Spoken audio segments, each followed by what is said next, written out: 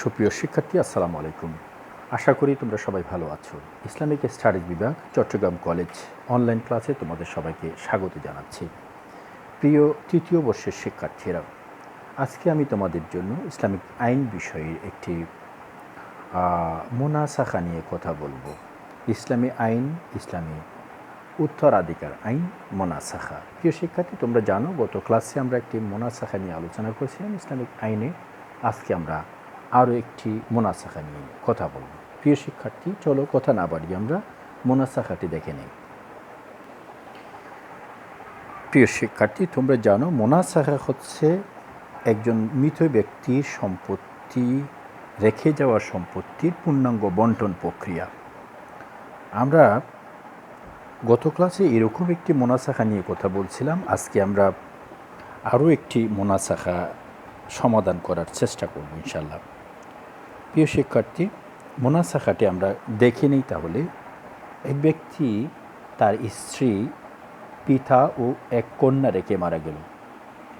অতঃপর স্ত্রী তার স্বামী, বৈমাত্রিয়া বোন ও এক কন্যা রেখে মারা গেল। এরপর কন্যা তার স্বামী, দুই কন্যা এবং এক বোন রেখে মারা গেল। এখানে আমরা দেখতে পাচ্ছি যে 3 স্তর বিশিষ্ট একটি বন্টন প্রক্রিয়া। প্রথমে ব্যক্তি মারা গেল তার স্ত্রী, পিতা ও কন্যা রেখে, অতঃপর স্ত্রী মারা গেল। প্রিয় শিক্ষার্থী, আমরা স্ত্রী বলতে তার স্ত্রী, এই স্ত্রী মারা গেল তার স্বামী, বৈমাত্রিয়া বোন এবং এক কন্যা রেখে। তাহলে স্ত্রীর 3 জন উত্তরাধিকার।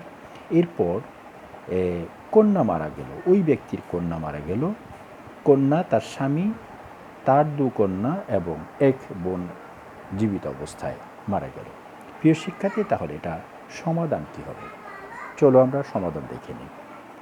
প্রথমত ব্যক্তি মারা গেল, আমরা দেখি এই ব্যক্তির নাম দিয়েছি আমরা শরীফ। তাহলে মৃত শরীফ, আমরা একটা প্রতীকী নাম ব্যবহার করছি এখানে। তাহলে শরীফ মারা গেল, তার পিতা, এক কন্যা, স্ত্রী, এই 3 জন উত্তরাধিকার রেখে। প্রিয় শিক্ষার্থী, আমরা দেখি তাহলে তার 3 জন উত্তরাধিকার রয়েছে আমাদের সমস্যার ক্ষেত্রে। প্রশ্নে স্ত্রী, আমরা তার নাম দিয়েছি মরিয়ম, তোমরা দেখতে পাচ্ছ। কন্যা, তার নাম দিয়েছে মারিয়া এবং পিতা, তার নাম দিয়েছে মাহফুজ। প্রিয় শিক্ষার্থী, এই 3 জন উত্তরাধিকার এর সম্পত্তি বন্টন করতে হবে উত্তরাধিকারদের মধ্যে মৃত শরীফের সম্পত্তি। প্রিয় শিক্ষার্থী, আমরা জানি যে স্ত্রী, কন্যা এবং পিতা 3 জন জবিল ফুরুজ এর অংশভোগী, অর্থাৎ তারা 3 জনই আসাবে ফরায়েজ, সেই হিসাবে তাদের নির্ধারিত অংশ রয়েছে। আমরা জানি স্ত্রীর 2 অবস্থা। প্রিয় শিক্ষার্থী, আমরা বলেছি স্ত্রী মরিয়ম নির্ধারিত অংশ রয়েছে। আমরা জানি স্ত্রীর 2 অবস্থা, 4 ভাগের 1 অংশ এবং 8 ভাগের 1 অংশ। যদি মৃত ব্যক্তির পুত্র কন্যা থাকে, অর্থাৎ সন্তান সন্ততি থাকে, তাহলে স্ত্রী 8 ভাগের 1 অংশ পায়। আর যদি সন্তান সন্ততি না থাকে, তাহলে আমরা জানি 4 ভাগের 1 অংশ পায়। প্রিয় শিক্ষার্থী, এখানে দেখা যাচ্ছে মৃত ব্যক্তির কন্যা রয়েছে মারিয়া, সেই ক্ষেত্রে অবশ্যই স্ত্রী 8 ভাগের 1 অংশ পাবে। এরপর কন্যা, আমরা জানি কন্যার বেশ কয়েকটা অবস্থার মধ্যে পুত্র সন্তান না থাকা অবস্থায় কন্যারা 1 কন্যা 2 ভাগের 1 অংশ পায়।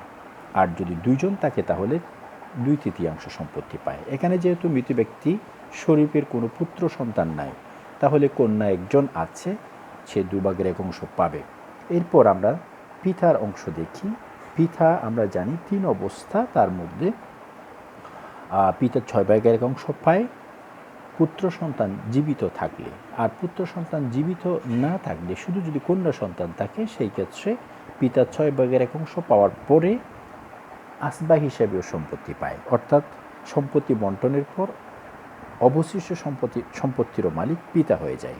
তো এই ক্ষেত্রে আমরা পিতাকে জাবিল ফুরুজ এবং তাসিব হিসেবে দেখব। প্রিয় শিক্ষার্থী, তাহলে আমরা দেখি যে এই 3 জন উত্তরাধিকারদের সম্পত্তির অংশগুলো 8 ভাগের 1, 2 ভাগের 1 এবং 6 ভাগের 1। তাহলে আমরা সম্পত্তি কয় ভাগ করব?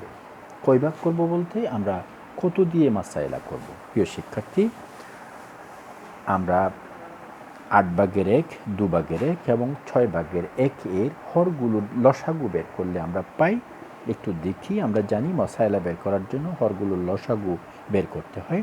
আমরা লসাগুটা একটু দেখে নিই। প্রিয় শিক্ষার্থী, 8 ভাগের 1 আমরা দেখতে পাচ্ছি, 6 ভাগের 1 এবং 2 ভাগের 1, এই তিনটার আমরা যদি লসাগু বের করি, তোমরা লসাগুটা বের করে দেখবা। লসাগু হচ্ছে 8। আর সম্পত্তি ভগ্নাংশ যোগের ক্ষেত্রে আমরা জানি হর দিয়ে লসাগুকে ভাগ এবং লব দিয়ে গুণ, সেই হিসেবে 8 দিয়ে 24কে ভাগ দিলে হয় 3, আর 3 দিয়ে 1কে গুণ দিলে লবকে গুণ দিলে হয় 3।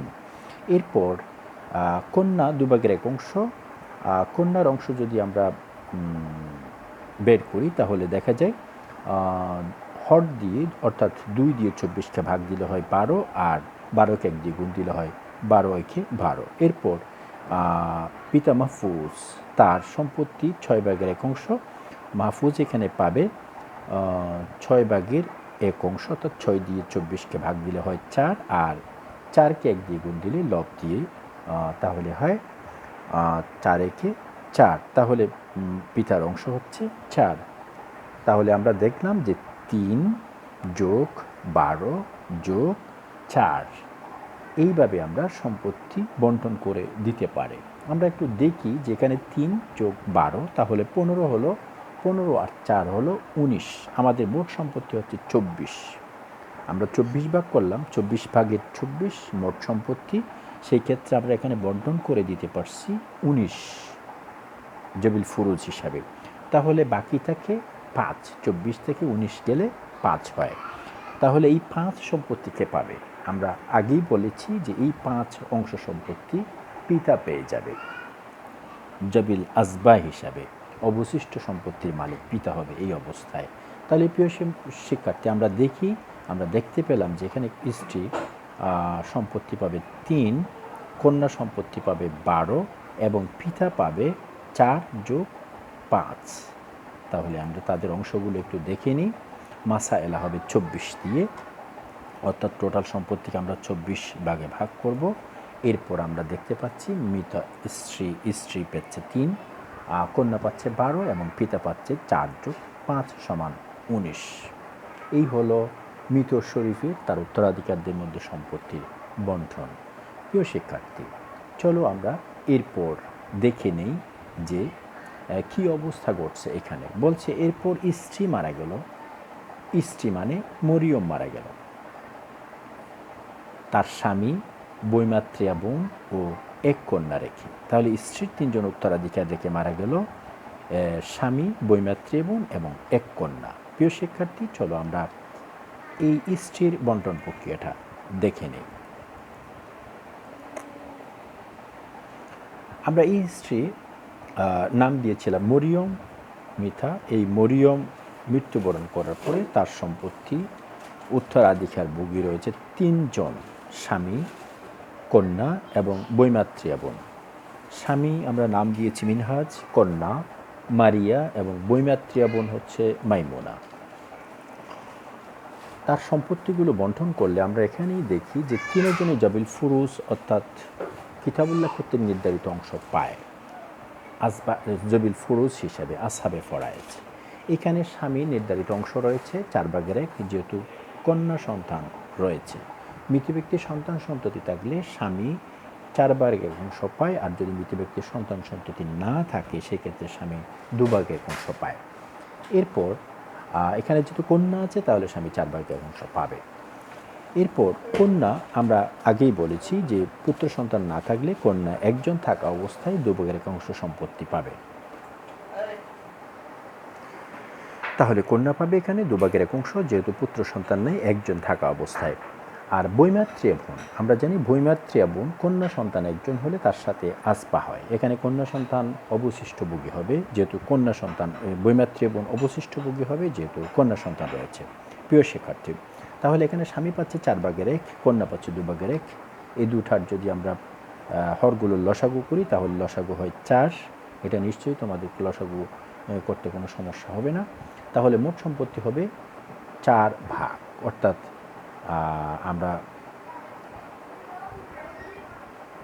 আমরা সম্পত্তির মাসায়লা করব 4 দিয়ে। মাসায়লা হবে 4। স্বামী পাবে 4 ভাগের 1 অংশ, কন্যা পাবে 2 ভাগের 1 অংশ এবং বৈমাত্রিয়া বোন কত পাবে? আমরা দেখি স্বামী 4 ভাগের 1 অংশ পায় আর কন্যা 2 ভাগের 1 অংশ। তো সেই ক্ষেত্রে আমরা যেহেতু মাসায়েলা 4 করেছি, অর্থাৎ মোট সম্পত্তিকে 4 ভাগ করেছি, তাহলে কন্যা অর্ধাংশ পাবে, সেই ক্ষেত্রে কন্যা পাবে 2, 4-এর অর্ধেক 2 হিসাবে। তাহলে স্বামীকে যদি আমরা 1 দিই 4/1, কন্যাকে যদি আমরা 2 দিই, তাহলে 4/1 যোগ 4/2 সমান 4/3 হয়ে যায়। আর বাকি থাকে 1 অংশ, তার 4/1 অংশ বৈমাত্রিয়া বোন পাবে আজবা হিসাবে। তাহলে আমরা দেখি যে স্বামী পাচ্ছে 1, কন্যা পাচ্ছে 2 এবং বৈমাত্রিয়া বোন আজবা হিসেবে পাচ্ছে 1 হিসাবে। প্রিয় শিক্ষার্থী, এবার আমরা একটু দেখে নিই যে এই ক্ষেত্রে মৃত মরিয়ম সে তার স্বামী থেকে কত অংশ সম্পত্তি পেয়েছিল। আমাদের এটা একটু দেখা দরকার, কারণ আমরা যদি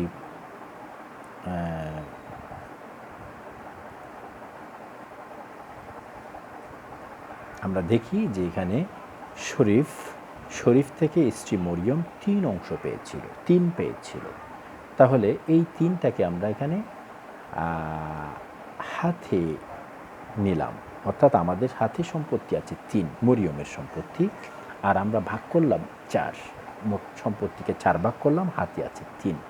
এখন 4 এবং 3-এর মধ্যে সম্পর্কটা বেশ খুব একটা সুবিধার নয়, অর্থাৎ আমরা জানি যে এই দুটার মধ্যে পারস্পরিক সম্পর্ক হচ্ছে তাবায়ুন বলে এটাকে। তাবায়ুন সম্পর্ক এমন সম্পর্ক যেটা এই 2 সংখ্যা ছাড়া তৃতীয় কোনো সংখ্যা দিয়ে এই 2 সংখ্যাকে নিঃশেষে ভাগ করা যায় না, অর্থাৎ সাধারণ কোনো উৎপাদক নেই, এরকম সংখ্যাকে আমরা তাবায়ুন বলছি। তাহলে তাবায়ুন সম্পর্ক যদি হয়, আমরা জানি ফরায়েজের নিয়ম অনুসারে মূল মাসালা দিয়ে মূল মাসালাকে গুণ করতে হয়, আর হাতে যেটা আছে সেটা দিয়ে উত্তরাধিকারদের অংশকে গুণ করতে হয়। তাহলে এখানে হাতে আছে 3, এই 3 দিয়ে আমরা স্বামীর প্রাপ্ত অংশ 1কে গুণ করব, তাহলে 3 × 3 হবে। আর কন্যা 2 এর সাথে 3 গুণ করলে হবে 6 এবং বৈমাত্রী বোন 3 এর সাথে 1 গুণ করলে হবে 3। তাহলে আমরা দেখি তারা কি সম্পত্তি পাচ্ছে। তাহলে স্বামীর অংশ হয়ে গেল 3 দিয়ে গুণ করার পরে, কন্যার অংশ হয়ে গেল 6 3 দিয়ে গুণ করার পরে, আর বৈমাত্রী বোনের অংশ হয়ে গেল 3 দিয়ে গুণ করার পরে। আর আমরা মূল মাসায়েলাকে, প্রিয় শিক্ষার্থী, আমরা মূল মাসায়েলাকে 4 দিয়ে গুণ করব। আমরা 4 দিয়ে গুণ করে দেখি। আমরা দেখেছিলাম যে এখানে মূল মাসায়েলা হচ্ছে 24কে আমরা 4 দিয়ে গুণ করে মোনাসাখা করলাম দ্বিতীয় স্তর থেকে। 4 × 24 অর্থাৎ 24 × 4 = 96। তাহলে আমরা সম্পত্তি এখন মৃত ব্যক্তির শরীরের সম্পত্তিকে আমরা এখন 96 ভাগ করে ফেললাম বন্টনের সুবিধার্থে। প্রিয় শিক্ষার্থী, তাহলে আমরা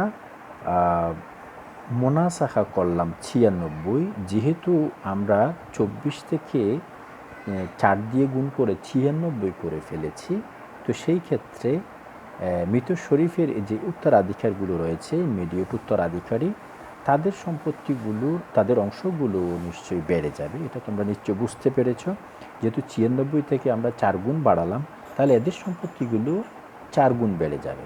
তো এখানে মিতা যেহেতু স্ত্রী মারা গেছে, তার সম্পত্তি বৃদ্ধি করার কোনো দরকার নেই। কন্যা রয়েছে, তার সম্পত্তি হচ্ছে 12, আমরা 12কে 4 দিয়ে গুণ করে রাখবো, 48 হবে। আর পিতা, এখানে পিতা হচ্ছে 9, আমরা 9কে 4 দিয়ে গুণ করে কত পাবো? 4 × 9 = 36। তাহলে আমরা দেখতে পাচ্ছি যে শরীফের সম্পত্তি কন্যা পাচ্ছে একজন 48 আর পিতা পাচ্ছে এখন 36। প্রিয় শিক্ষার্থী, চলো আমরা এরপর পরের স্লাইডে চলে যাই। আমরা দেখলাম যে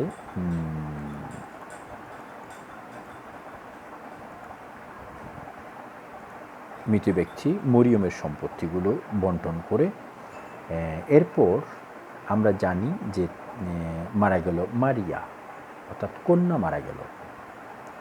এরপর কন্যা মারা যাওয়ার পর তার কোন কোন উত্তরাধিকার ছিল আমরা দেখে নিলাম যে এখানে স্বামী মিরাজ, কন্যা আসিয়া এবং কন্যা আরিফা ও বোন মনিরা, অর্থাৎ মিতা মারিয়া।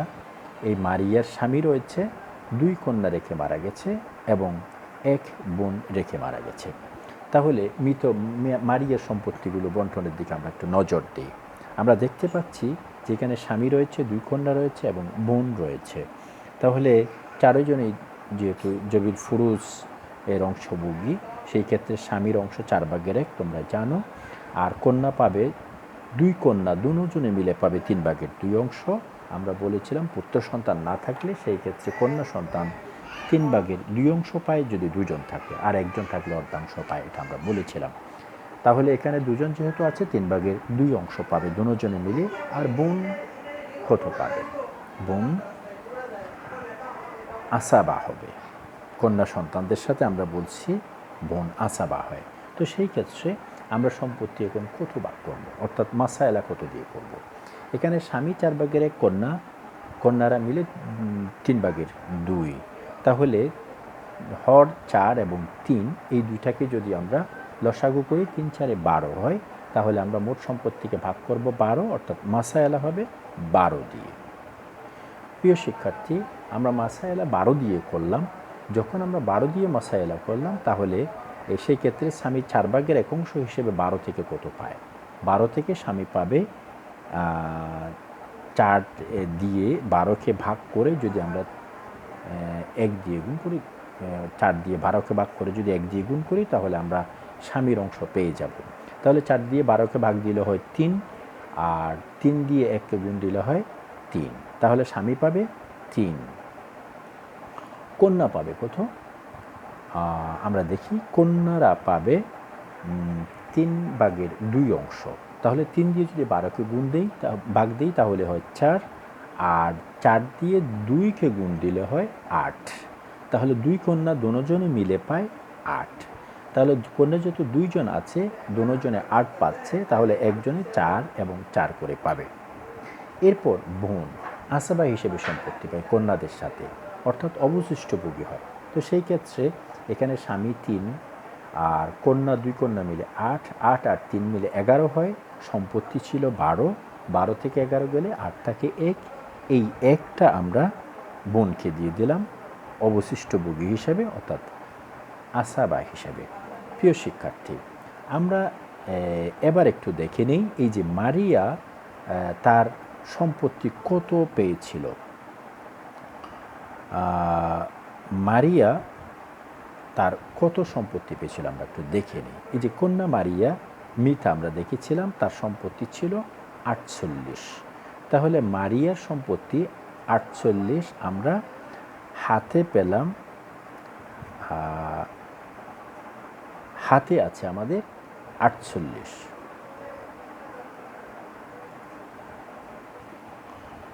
তাহলে আমাদের হাতে আছে 48, যেহেতু মারিয়া তার সম্পত্তি পেয়েছিল 48। এখন 48 এবং 12 আমরা সম্পত্তি বন্টন করলাম, মাসায়লা করলাম 12, আমাদের হাতে আছে 48 অংশ সম্পত্তি।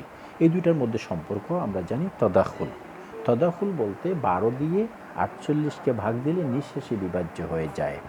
তাহলে আমরা এখানে একটা সাধারণ গুণনীয়ক রয়েছে, উৎপাদক রয়েছে, সেটা হচ্ছে 12। 12কে 12 দিয়ে ভাগ যায়, তাহলে 1 হয়। আর 12কে 48কে 12 দিয়ে ভাগ দিলেও 4 হয়। তাহলে আমরা